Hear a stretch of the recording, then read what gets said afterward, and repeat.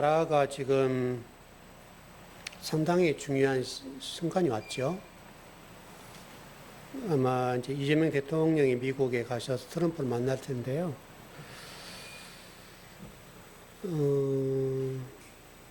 일단 중요한 것이 트럼프잖아요. 트럼프인데 이렇게 가만히 트럼프를 쳐다보면 굉장히 좀 과격하고 자기의 파트너에 대해서 무리할 만큼 얘기하기도 하잖아요. 그리고 지금 관세라는 정책이 전 세계 초미의 관심사이고 이 문제가 바르게 해결되지 못하면 나라들마다 상당히 어려움을 겪을 수 있겠죠. 근데 이렇게 가만히 쳐다보면 트럼프 1기 때와 지금 2기 때와 기조는 변하지 않았어요. 자국 이익 우선주의, 그 다음에 중국을 견제하는 이거, 이 두 가지는 변하지 않았어요. 근데 이제 한 가지 우리나라 약점이 뭐냐면 우리는 정권이 바뀔 때마다 국가 전체의 시스템이 구조라가, 그냥 건물로 구조라고 하죠, 그냥. 이 건물의 어떤 큰 틀들이, 어떤 기둥들이 바뀌어버려요. 우리나라가. 안타까운 것은 여러분 전두환 전 대통령을 여러분 좋아하지는 않지만 근데 그때 그분 주변에서 경제 정책을 담당했던 분이 계시거든요. 그분은 우리나라의 틀을 짜야 된다. 요 생각으로 그 기반을 다진 사람이에요. 그런 사람이 옆에 있었어요. 그게 상당히 우리나라에 좋은 영향력을 미쳤죠.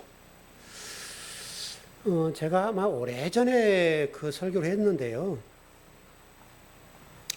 지금 우리나라 그 수능 보는 학생들의 흐름이 의과대학을 중심으로 가잖아요.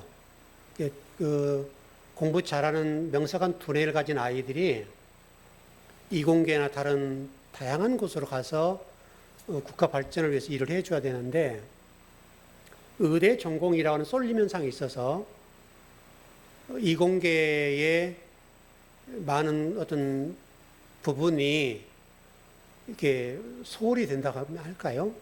미래를 보게 되면 좀 상당히 어려움에 처하게 될 그런 순간이 온 것 같아요.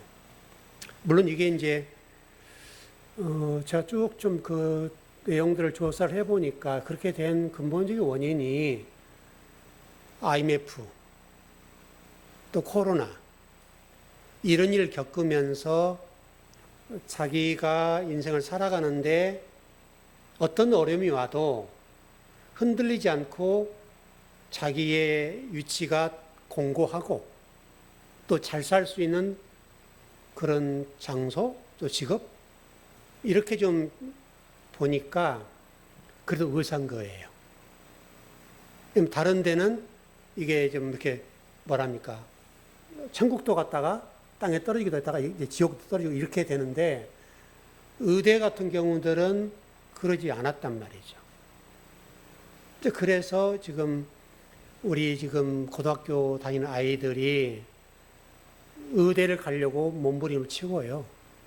또 일반 대학을 다니는 아이들도 학교를 그만두고 재수를 하고 삼수를 하고 이렇게 바뀌고 있어요.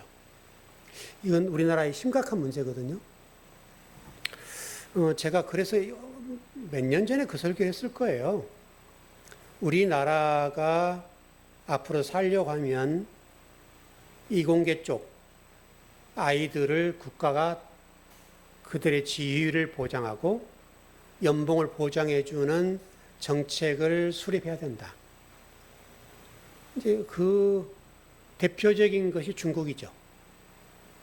여러분 지금 시 주석이나 그 중국의 권력 서열 아래에 든 사람들, 이 사람들의 출신 여러분 이공계 출신님들입니다. 이공계. 그래서 중국은 여러분 시진핑이 들어와 가지고 집중적으로 한 일이 뭐냐면 우선 인재들을 유학을 보냈는데 이공계 쪽에 유학을 보내서 그들을 중국으로 들여와서 연봉을 많이 주고 미래를 보장해 줬어요. 근데 우리나라는 어떻게 하는가 하면 일단 이공계를 안 가고요. 왜냐하면 우리나라의 기업이나 정부의 어떤 차원에서 이공계를 졸업하더라도 갈 데가 없어요. 그래서 연봉이 작아요. 너무나 연봉이 작기 때문에 안 가는 거죠. 그리고 외국 가서 박사학위를 받고 어떤 학문을 깊이 연구하고 뛰어난 인재가 있다 하더라도 우리나라에 들어올 자리가 없고 들어온다 하더라도 애국심에 호소해서 연봉을 조금밖에 안 주는 거예요. 그러니까 외국 나가는 것은 부모들이 고생하는 거잖아요. 정부가 하는 것도 아니고 중국은 정부가 이 일을 해서 들여오는 거고 우리는 가정 한 부모들이 이 아이들 투자해서 공부를 시켜서 들여오는데 못 들어오는 거죠. 이런 차이가 있는 거예요. 그래서 여러분 지금 중국이 갑자기 이렇게 성장을 했잖아요. 그래서 지금 미국이 두려워하는 나라가 됐잖아요. 중국이. 지금 여러분 정책 전체적인 부분이 중국을 견제하고 있거든요.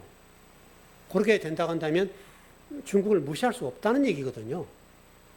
그래서 지금 트럼프도 그 정책을 쓰는 거잖아요. 아마 이번에 이재명 대통령 만나도 그럴 거예요. 중국을 위해서 너희들이 우리와 더불어서 그들을 적으로 생각해라. 이런 뉘앙스가 있을 거예요. 그래서 지금 우리나라도 급하게 지금 그 대사를 파견했잖아요. 파송해서 지금 시진핑은 못 만난 것 같긴 하더라고요. 그래서 중국을 달래는 거죠. 내가 미국 가는데 너희 나라를 우리가 적대시하지 않는다. 이런 제스처를 취해 주는 건데 지금 그런 일이란 말이죠. 그러니까 지금 우리나라 정책적으로 이공계 쪽에 공부한 아이들이 들어와서 연봉을 많이 받고 지위를 보장해 주는 이 문제가 심각하죠. 근데 지금 안 하는 거죠. 그러니까 외국에서 공부해서 다른 나라를 위해서 노력을 하고 다른 나라의 발전을 위해서 쓰임받는 도구가 된 거죠. 이게 일단 회복이 돼야 될 것 같고요. 왜 이야기를 드리냐면 저는 이것이 우리 기독교도 똑같다고 보는 거예요. 기독교도 그냥 네 교회 내 교회 상관없이 그냥 교회 부흥하면 된다 이런 마인드들이 우리 목회자들이 있고요. 또 교계도 그렇게 돼 있고 그래서 저도 통합에 속한 목사인데 통합이라는 교회에 속한 목사인데 사실은 개별적이에요. 이게 하나가 안 돼 있어요. 제가 좀 안타까운 게 뭐냐면 실질적으로 같은 학교에서 공부하고 신대학 공부를 해도 현장에 나와서 목회를 하면 설교가 달라져요. 그러니까 큰 틀에서 똑같은 어떤 틀 안에서 약간의 이렇게 좀 이렇게 그 부분 필요하지만은 틀 자체가 바뀌는 거죠. 예. 틀 자체가 이렇든 저렇든 말이 없는 거예요. 지금 앞으로 우리 한국 교회를 위해서 우리 통합 측뿐만 아니라 한국 교회, 세계 교회를 위해서 우리 기독교 해야 될 일이 있다면요. 우리 속한 통합 측 해야 될 일이 있다면 좀 성경을 좀 잘 아는 교수들을 또 목사들을 모아놓고 그들을 영국케 하는 그런 어떤 기관을 만든다든지 이렇게 해서 후배 목사들에게 어떤 교환을 만들어주고 이 틀 안에서 설교를 해라. 성경을 해석하는 방법들이 이래야 된다라고 가이드 북이라 할까요? 그 일을 해줘야 되는데 그 일을 못하는 거죠. 그래서 우리가 지금 오늘 말씀을 나누겠는데 여러분 그 옥합을 깨트렸던 마리아 등장의 문제가 있잖아요. 이 문제가요, 여러분 얼마나 중요한 문제인지 몰라요. 지금 마리아를 통해서 하나님께서 말씀하시려고 하는 것이 예수님의 죽음을 준비하는 도구로 마리아를 사용하셨잖아요.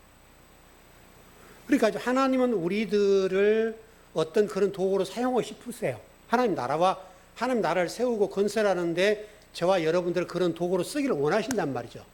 그 도구가 되고 하나님 앞에 영광을 돌리면 얼마나 귀한 인생이에요. 세상에 성공 있다 뭐 그런 문제가 아니에요. 막달라 마리아, 이 마리아 여인이라는 곳이 복음이 전한 곳에 어느 곳에 가든지 이 여인의 얘기를 해라. 그런 얘기 했잖아요.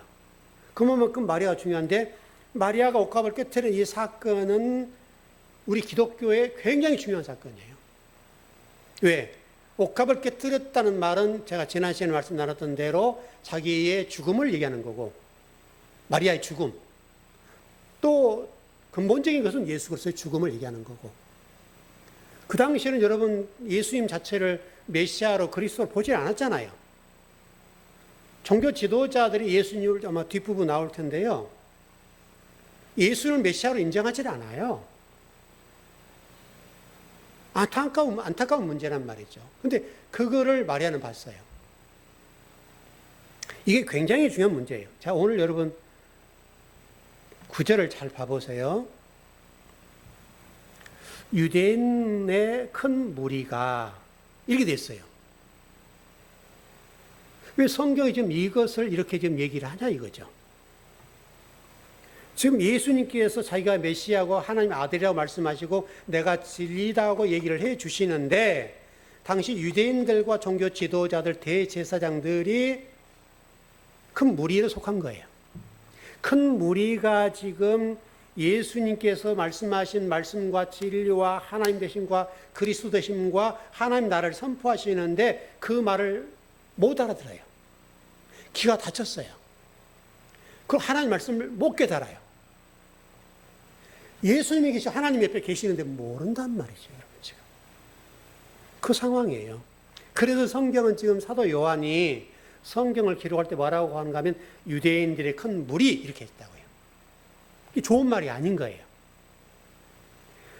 말씀을 바르게 전해도 이해를 못하니까 이렇게 뭉뚱그려서 큰 무리가 예수님이 와 계시고 메시아가 와 계시고 그들을 구원자로 오셨는데 그 구원자를 몰라본다. 이 무리들이 그렇게 지금 말씀하시는 거예요. 그래서 지금 우리가 흔한 얘기로 그렇게 얘기하잖아요. 어떤 사람은 하나를 가르쳐주면 열을 깨닫는 사람이 있고, 어떤 사람 열을 가르쳐주는데 하나도 못 깨닫는 사람이 있다. 지금 그 상황이에요. 지금 예수님께서 열을 가르쳐 주었는데 유대의 어떤 이런 종교 지도자들과 유대인들이 그걸 모르는 거예요. 안타까운 말씀이에요. 최소한 평균치만이라도 이해하고 듣는. 여러분, 우리나라의 평균 IQ가 106이라고 그래요. 우리 전체 국민들의 IQ가 106이니까 굉장히 똑똑한 민족이죠, 여러분. 이 똑똑한 민족이 만일에 예수님 말씀을 듣고 모른다 생각해 보세요. 또 우리나라에 나아갈 방향. 이게 안타깝다는 거예요. 바로 그렇게 지금 답답해 하시는 예수님 모습을 볼 수가 있고요. 오히려 지금 예수님이 구원자로 오시고 메시아로 오셨는데 그 메시아 대신 예수 그리스도를 그 유대인들이 죽이려고 한다고요. 이런 미련한 일이 없잖아요, 여러분.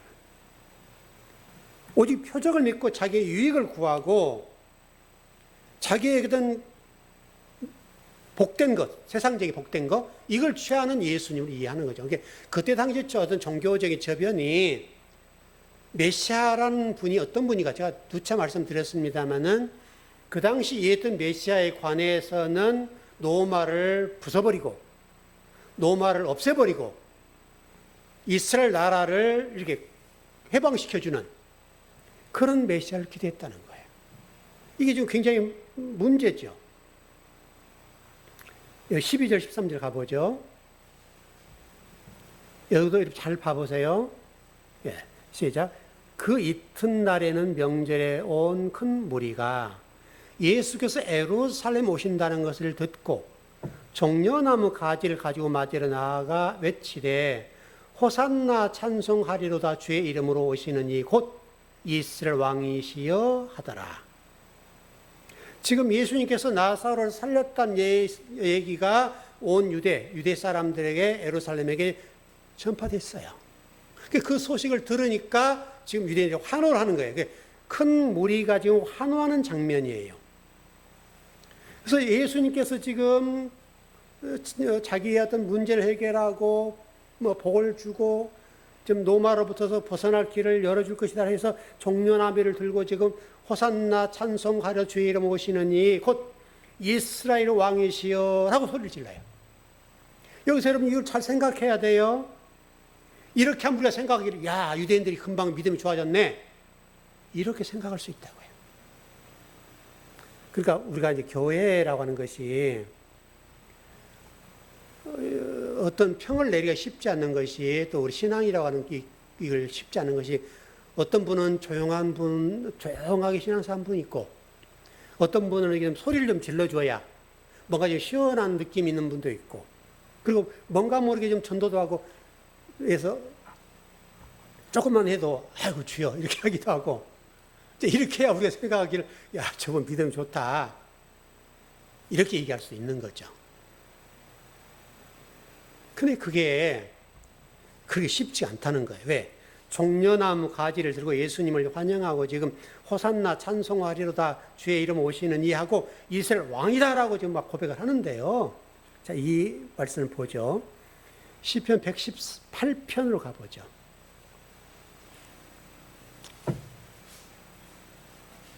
이걸 이해하면 될 것 같아요.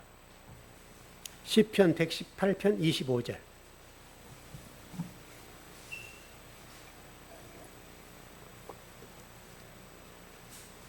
118편 25절.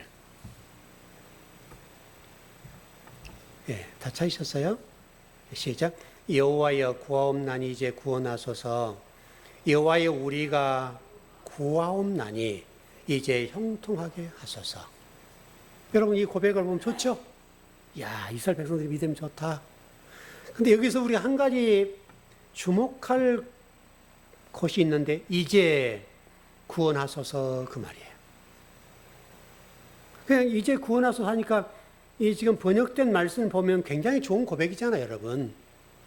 근데 이 단어가 어떤 단어냐면 제발 그 말이에요, 제발. 더 간절하죠. 즉 이제 구원하소서라고 하는 것보다도 제발 구원해 주세요. 제발 우리를 버리지 마세요. 제발 우리를 모른 척하지 말아주세요. 그리고 형통하게 해주세요. 얼마나 믿음이 좋은 장면이냐고요, 지금. 일단 그렇게 이해를 하고 가보죠. 제발 구원해 주소서. 그리고 여기 구원해 달라고 하는 단어가 있죠. 구하소서라는 단어가 야사라는 단어예요. 야사라는 단어가 예수여 그 말이에요. 예수여. 제발 구원해 주소서 예수님. 이렇게 고백하는 장면이니까 여러분 생각을 해보세요. 얼마나 신앙이 좋아요. 근데 여기서 아까 앞부분에서 보니까 호산나 다윗 자손이여 이렇게 외치는 장면이 있죠. 그러니까 여러분 이거 생각하면 굉장히 좋잖아요.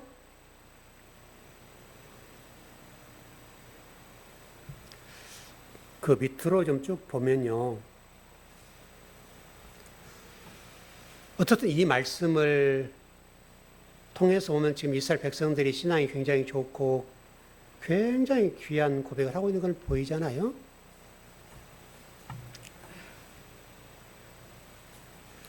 제가 조금 전에 말씀드렸던 것처럼 근본적으로 이스라엘 백성들이 누군가를 보면 이 말씀의 고백, 그들의 손을 들고 제발 예수님 구원해 주세요. 이렇게 고백하는 장면이니까.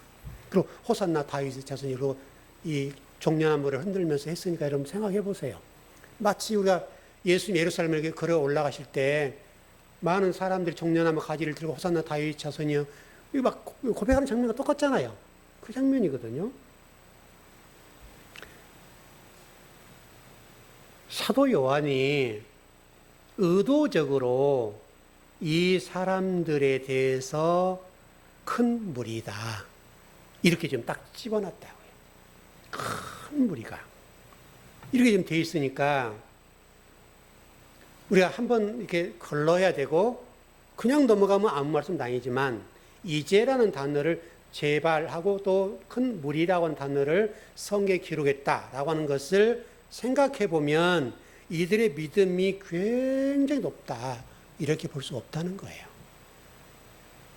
이게 안타까운 문제라는 거예요. 종려나무를 흔든다는 표현 여러분, 이스라엘 백성들에게는요, 굉장한 의미가 있습니다. 이걸 이제 보시면 더 정확해질 텐데, 종려나무는 여러분 어떤 나무냐면, 나무를 이렇게 베버리면요, 일반적인 나무는 죽습니다. 일반적인 나무는. 이렇게 딱 뿌리 근처까지 딱 잘라버리면 죽어요. 근데 종려나무는요, 죽지 않고 새순이 올라온대요. 그래서 이 이스라엘 나라에서 종려나무는요, 어떤 의미를 가지고 있는가 하면, 부활과 승리라고 하는 그런 의미를 가지고 있는 나무래요. 그래서 이스라엘 사람들은 동전에 종려나무 이 나무를 새겨놨어요. 그만큼 종려나무라고 하는 것은 이스라엘에 있어서는 굉장히 중요한 나무예요. 그래서요, 마카비라는 사람 여러분 많이 들어보셨죠? 마카비라는 사람이 성전을 탈환할 때, 중간시대 얘기입니다. 중간사 시대에 마카비 정권이 들었을 때가 있었거든요. 그때에 이 마카비가 성전을 탈환하고, 여러분 그때는 그 영적 암흑기 아닙니까 여러분? 400년 동안에 중간사니까 중간사 400년대 사사시대처럼 400년 동안 여러분 이스라엘 백성들이 얼마나 어려웠습니까? 성전 뺏겼어요. 성전 빼앗겨버리고 아무것도 없는 거예요. 성전을 빼앗겼다는 말은 이스라엘 정체성이 흔들렸다는 말이에요. 없다는 말이에요. 그 정도로 귀한 건데, 마카비라는 사람이 이 성전을 탈환했어요. 그리고 그 사람이 한 게 뭐냐면 종려나무를 흔들었어요. 이거 흔들었다고요. 그만큼 이스라엘 백성들이 종려나무는 굉장히 귀한 거예요. 부활과 승리를 상징한 것이다. 그렇게 좀 이해를 할 수 있겠고요. 자, 그런데 종려나무를 흔들고 호산나 다윗 자손이여, 온 군중들과 온 무리들이 지금 예수님을 환영하고 있는 장면이죠. 근데 며칠이 지났어요. 시간도 많이 가지 않았는데요. 호산나 다윗의 자손이여, 종려나무를 흔들면서 환영하고 기뻐 날뛰었습니다. 근데 그들이 뭐라고 하냐면, 저 예수 죽여라, 이렇게 됐단 말이에요. 그러니까 제가 모두에 말씀드린 것처럼 종려나무를 흔들고 제발 우리를 구원하소서 예수여, 호산나 다윗 자손이 호산나 찬송하리로다, 종려나무 흔들었으니까 얼마나 신앙이 좋냐고요. 그럼 어떤 일이 있다 하더라도 모든 사람들이, 로마 사람들이 설령 예수 그리스도를 죽이려고 해도 살려야죠. 보호해야죠. 제가 지난 금요일에 말씀드렸죠. 제가 요한복음 19장 공부하고 있다고 그랬는데, 19장을 정리하는데 예수님을 십자가에 못 박은 사람이 누군가? 이런 질문을 던졌잖아요. 그러니까 우리가 이제 여기 그 사도신경에 보면요, 두 줄째, 본디오 빌라도에게 고난을 받아 십자가에 못 박혀 죽으시고, 본디오 빌라도 등장하죠. 본디오 빌라도는 여러분 로마에서 파견된 총독이죠. 그때 가이사가 로마의 교황 같은 최고 우두머리거든요. 근데 이때 당시에 이스라엘 대제사장이 누구냐면 가야바예요. 가야바. 그래서 우리는 가야바를 눈여겨봐야 돼요. 우리는 그냥 무조건 빌라도가 예수님을 십자가에 죽였다, 이렇게만 보는 거예요. 근데 요한복음 19장을 보면요, 이 빌라도는 그렇게 할 수밖에 없어요. 왜? 대제사장인 가야바와 종교 지도자들, 유대에 힘 있는 사람들, 이 사람들이 빌라도에게 압력을 가하고 협박해요. 너 예수님 십자가 못 박지 않으면 너 가이사에게 얘기해서 너 죽인다, 이런 식이에요. 그 중심에 대제사장이 있는데 그 사람이 가야바예요. 그럼 이 가야바는 어느 나라 사람이냐? 우리 잘못 생각하면 로마 사람처럼 생각할지 모르지만 이 사람 유대인이에요. 유대인 대제사장이라고요. 근데 이 사람이 이와 같이 협박을 하면서 지금 빌라도에게 십자가에 못 박으라고 협박을 하죠. 근데 그거를 빌라도가 나는 저에게 죄를 발견 못했다라고 얘기하면서 이 사람이 너희의 왕이다 이렇게 고백해요. 그러니까 제가 금요일 그대로 말씀드렸잖아요. 사도 요한이 빌라도의 입을 빌어서 하나님 메시지를 전한 자가 됐다. 그 빌라도가 너희의 왕이다라고 예수님 얘기해요. 빌라도는 여러분 실질적으로 그렇게 하지 않았어요. 그리고 석방시키려고 했었어요. 근데 이 대제사인 가야바와 유대 종교 지도자들이 빌라도에게 얼마나 협박했는지 몰라요. 너 가이사에게 너 고발한다? 빨리 땅 두드려. 이렇게 한 거죠. 여러분, 그게 유대인들이에요, 여러분. 지금 그 큰 무리들이 이렇게 됐다고 해요, 지금. 예수님을 막 환영했는데 지금 바로 뒤돌아서서 예수님을 죽여라고 얘기한단 말이죠. 가야바와 그 모든 종교 지도자들과 유대인들이 그렇게 큰 무리가 되어서 예수 그리스도 십자가에 못 박으라고 그렇게 하는 거예요. 그때 빌라도가 땅 두드리는 거예요. 예수를 십자가에 못 박으라. 그렇게 하는 거예요. 그러나 빌라도는 억울한 거죠. 정치적인 희생양이 된 거예요. 지금 예수 그리스도를 종교적인 관점으로 쳐다보지 않고 유대인들이요, 정치적인 관점으로 쳐다본 거예요. 그래서 예수님을 정치적인 희생양으로 삼아버리는 거죠.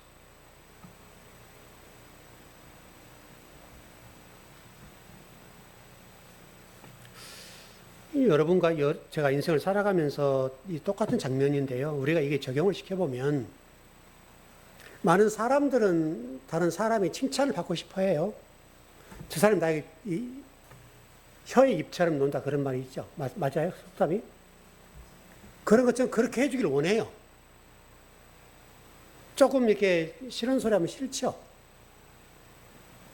근데 잘 생각해 보면 여러분, 칭송한 사람을 물론 좋아할 수는 있는데 그럼 그 칭송이 끝까지 가는가? 제가 목회를 이제 30년이 다 됐는데요. 수많은 성도들만, 세상 사람 말고요. 성도들, 수많은 성도를 만나봤잖아요. 무슨 얘기가 나오겠어요? 수많은 성도들. 간쓸개를 빼주려고 했던 사람들. 그 많은 성도를 만났는데요. 이 장면이 똑같다는 거예요, 지금 여러분. 유대인들이 예수님을 진짜 못 박는 것과 지금 성도들이라고 하는 부분, 목회자도 마찬가지겠지만, 성도들이 간쓸개 빼줄 것처럼 그렇게 했던 분들도 자신에게 조금만 불리하거나 어떤 일이 생기면 안 돌아서는 분이 거의 없더라고요. 하여튼 우리 성도는 빼고. 빼고, 우리 성도는 빼고. 또 여러분 그렇지 않아요? 불리하면 돌아서서 등에 칼을 꽂더라 이 말이죠. 세상 사람들이 그러면 이해해요. 여러분도 지금 교회에 우리도 지금 많은 분이 나가셨는데 그분들 여러분하고 교제합니까? 여러분 원수 못하죠? 왜 그래요? 기독교인들이? 여러분 서로 생각이 다를 수 있고 뭐 어떻게 해서 헤어질 수 있고 교회 나갈 수 있고 들을 수 있는 거잖아요. 근데 원수가 되면 안 되죠. 저도 가끔 뒤에서 어떤 한 분 만나거든요. 뭐 가뭄에 콩나도 만나는데 제가 인사를 드려요. 이렇게 와요. 인사도 이렇게 하는, 이렇게. 얼굴 안 쳐다보고 이렇게 하는 거예요. 왜 그래야죠?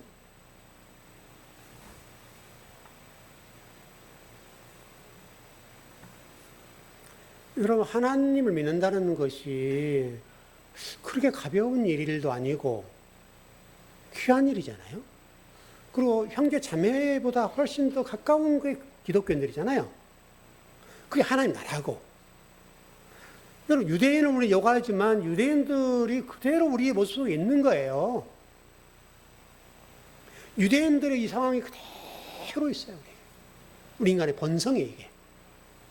그래서 여러분, 지혜가 하나 있는데 여기서 인간관계에 있어서 사람은 영원히 믿지 못한다. 사람은.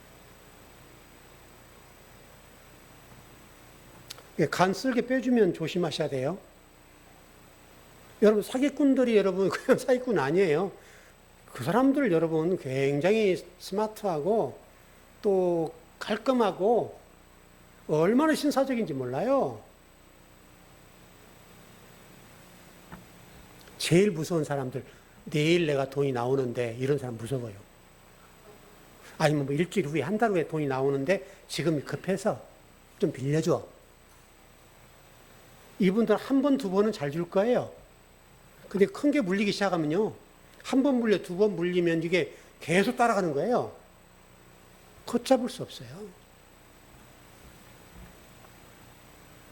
여러분, 예수님을 대할 때 유대인들과 이 대제사장과 종교 지도자들이 호산나 다윗의 자손이여라고 종려남을 흔들었던 그들이 바로 뒤바뀌어서 예수를 죽여라 라고 했다는 사실을 놓치지 마세요, 여러분.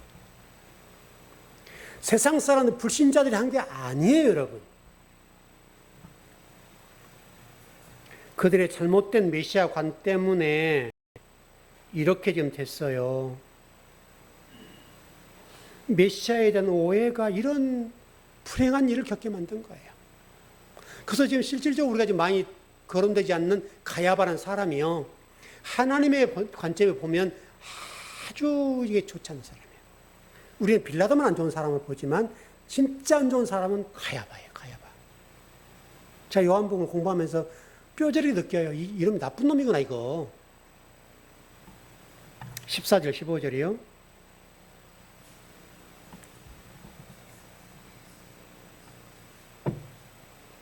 네, 시작. 예수는 한 어린 나귀를 보고 타시니 이는 기록된 바 시온 따라 두려워하지 말라. 보라, 너희 왕이 나귀의 새끼를 타고 오신다 함과 같더라. 저는 이 본문을 보면서 예수님이 참 짓궂으시다, 또는 예수님이 참 재밌으신 분이다, 그 생각을 했어요. 왜냐하면 한번 봐보죠. 그 스가랴서 9장 가보죠.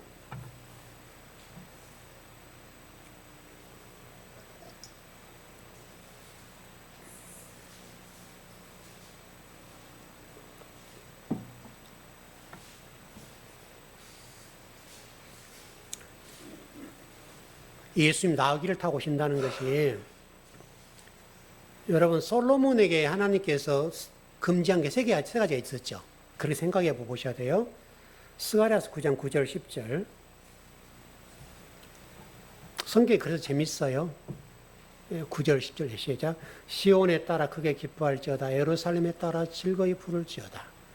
보라, 내 왕이 내게 임하시나니 그는 공의로우시며 구원을 베푸시며 겸손하여서 나귀를 타시나니 나귀의 작은 것 곧 나귀 새끼니라. 내가 에브라임의 병거와 예루살렘의 말을 끊겠고 전쟁하는 활도 끊으리니 그가 이방 사람에게 화평을 전할 것이요 그의 통치는 바다에서 바다까지 이르고 유브라데 강에서 땅 끝까지 이르리라. 에브라임의 병거와 예루살렘의 말을 끊는데요. 여러분, 솔로몬에게 금했던 게 첫 번째가 아내 많이 갖지 마라. 금은보화 많이 갖지 마라. 세 번째가 뭐예요? 말을 가지지 마라.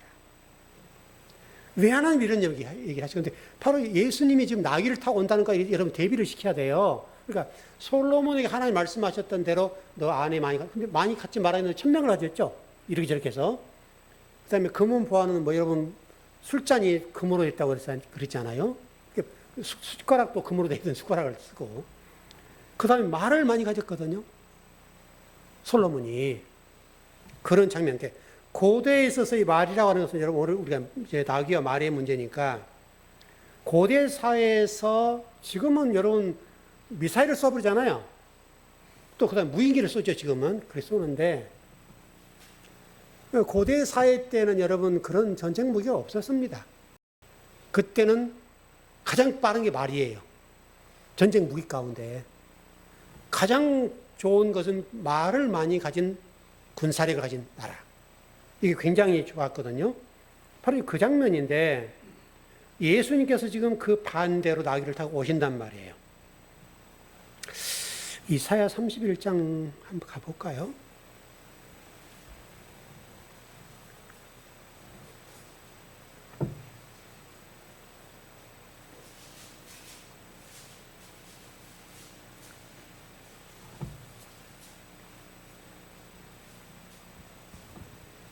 이사야 31장 1절에서 3절입니다. 네, 시작. 도움을 구하려 애굽으로 내려가는 자들은 화했을진저 그들은 말을 의지하며 병거와 많음과 마병의 심히 강함을 의지하고 이스라엘의 거룩하신 이를 앙무하지 아니하며 여호와를 구하지 아니하나니 여호와께서도 지혜로우신즉 재앙을 내리실 것이라. 그의 말씀들을 변하게 하지 아니하시고 일어나서 악행하는 자들의 집을 치시며 악행을 돕는 자들을 치시나니 애굽은 사람이요 신이 아니며 그들의 말들은 육체요 영이 아니라 여호와께서 그의 손을 펴시며 돕는 자도 넘어지며 도움을 받는 자도 엎드러져서 다 함께 멸망하리라. 여기 지금 자기 힘을 의지하는 것, 말을 의지한다라고 말씀하고 있고요. 애굽으로 내려가지 말라고 말씀하고 있고요. 3절 보니 뭐라고 해요? 애굽은 사람이요 신이 아니며 그들의 말들은 육체요. 우리 말하는 말 말고 그 전쟁 무기로서 말을 얘기하는 건데 그 말들은 육체라고 그러네요. 지금 그 사람과 육체를 이렇게 병행해서 지금 말씀 쓰고 있는데 그러면서 말씀한 게 영이 아니다. 이렇게 하네요. 말은 육체고 영은 영이 아니다. 고대 사회의 말이라고 하는 굉장히 중요한데 지금 우리가 말씀을 나누려고 하는 부분은 말은 전쟁 무기고 승리에 굉장히 역할을 하죠. 그런데 예수님 나귀를 타고 오셨다는 거예요. 그러니까 이 이야기는 요한복음과 그때 초대교회의 전체적인 배경을 이해해야 돼요. 제가 누차 말씀드린 거예요. 유대인들 당시에 예수님을 어떻게 이해했다고요? 메시아를 어떻게 이해했다고요? 노마를 항구하고 노마를 쳐 부숴버릴 수 있는 힘, 그걸 가진 분으로서의 메시아. 근데 예수님이 지금 나귀 타고 오세요. 예수님 나귀를 타셨다는 말은 그런 잘못된 메시아 관에 대해서 철저하게 부수는 거예요. 그 메시지를 전해주는 거예요. 그래서 제가 예수님 재밌다고 그런 거예요. 참 예수님 재밌으시다. 그러니까 이게 메시지예요, 메시지. 말을 타고 오신 것이 아니라 나귀를 타고 왔다는 것 자체가 메시지라고요.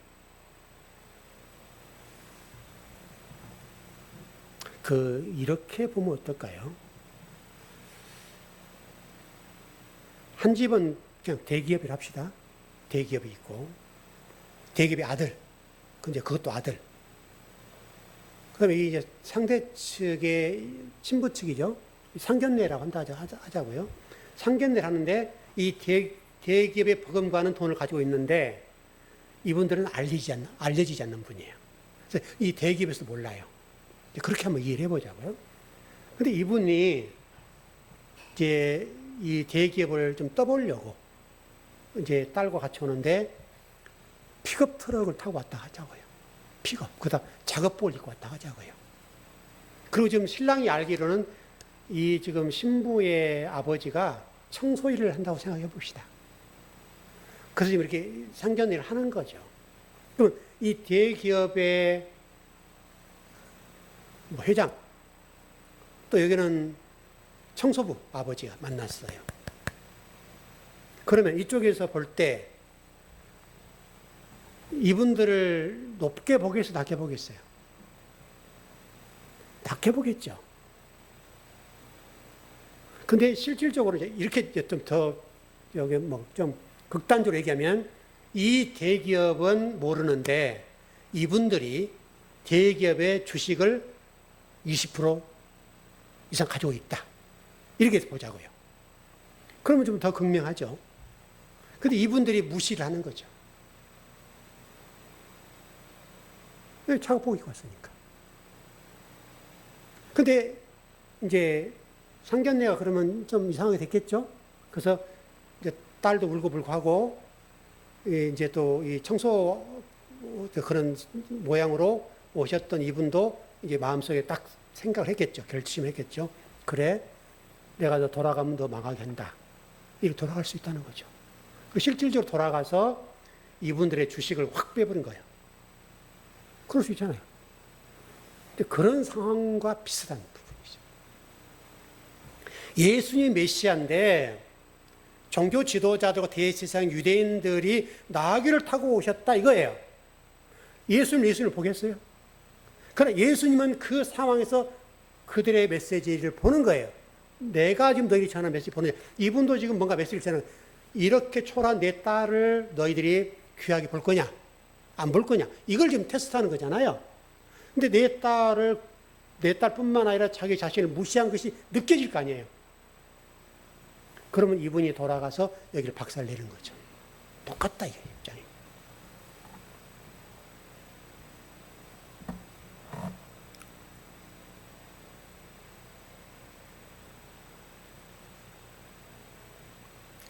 (16절로) 가보시죠. 시작.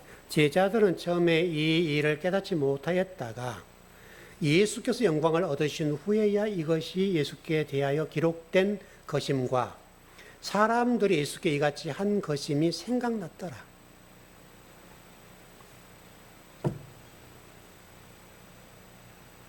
제자들도 지금 예수님이 가르친 말씀을 다 이해 못한 걸 알 수 있죠. 깨닫지도 못하고. 근데 성경이 뭐라고 얘기하는가 하면 예수께서 영광을 받으신 후에야. 그럼 영광을 받았다는 말은 무슨 얘기예요? 예수님께서 영광을 얻으신 후에야 이것이 예수께서 대하여 기록된 것임과 사람들이 예수께 이같이 한 것임이 생각났다. 그럼 여기서 중요한 핵심은 예수께서 영광을 얻으신 후, 요거 얘기잖아요. 이게 어떤 말이죠? 혹시 이해가 되시나요? 영광을 얻었다. 이게 무슨 말이에요?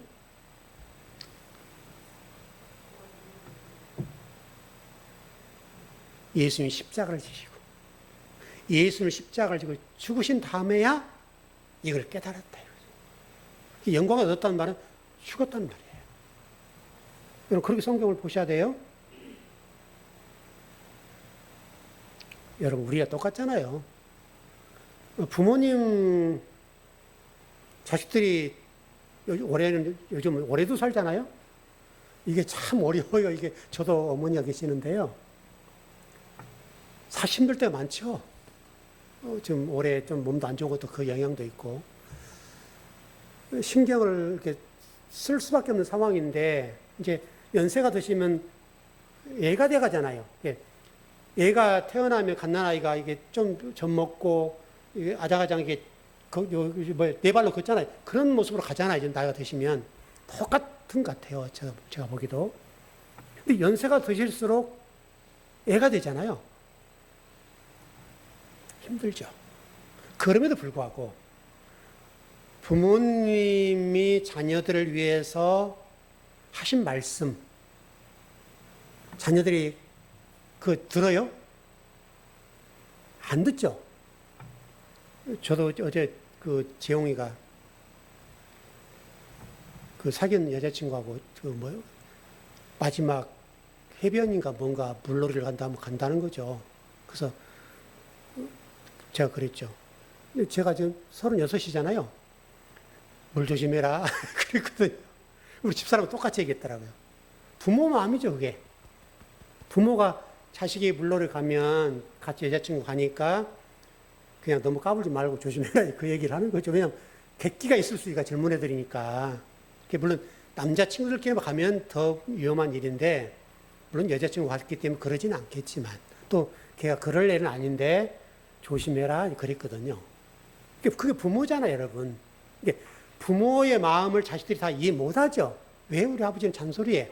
내가 나이도 뭐 한두 살 먹었나? 이렇게 할 수 있는데 여러분 90살 우리 어머니도 차 조심해라 그러거든요. 그게 부모 마음이죠. 부모는 자식을 그렇게 보잖아요, 여러분. 근데 그 부모 마음을 어떻게 다 아냔 말이죠. 그분이 돌아가신 다음에야 이해하는 거죠. 여러분 부모들이 잘하세요.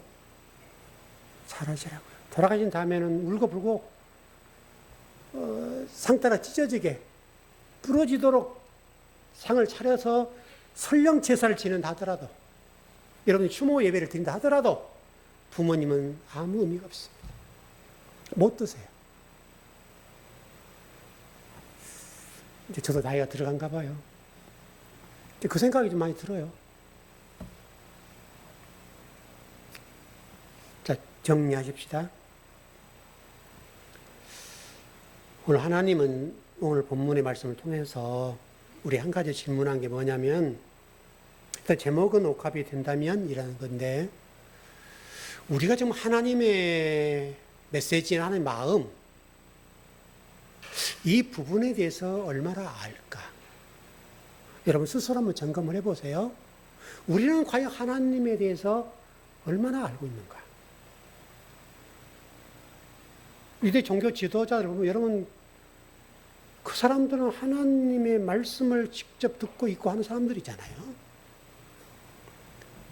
그럼에도 불구하고 그랬다고 본다면 이게 간단한 문제는 아니다. 그래서 제가 여러분들의 말씀을 계속해서 가르쳐 드리지만 그 말씀들을 무게 있게 잘 배우고 또 되새김질 하시고 그래서 정말 겉으로 아는 하나님이 아닌 그분의 속마음, 그러니까 나귀를 타고 오셨다. 요 부분. 나귀를 타고 오셨다는 것은 나귀 타고 오셨네. 그렇게 할 게 아니라 호산나 다윗 자손 이거 흔들 게 아니라 그분이 지금 뭔가 전달하려는 메시지. 그걸 우리가 읽어내야 된다고요. 그거 여러분 전달해드렸으니까. 그렇게 이해하면 하나님은 여러분과 제가 이 땅에 살아가고 하나님 나라로서 존재하는 동안에 참 좋아하지 않으실까. 그런 은혜가 넘쳤으면 좋겠습니다. 예, 기도하겠습니다.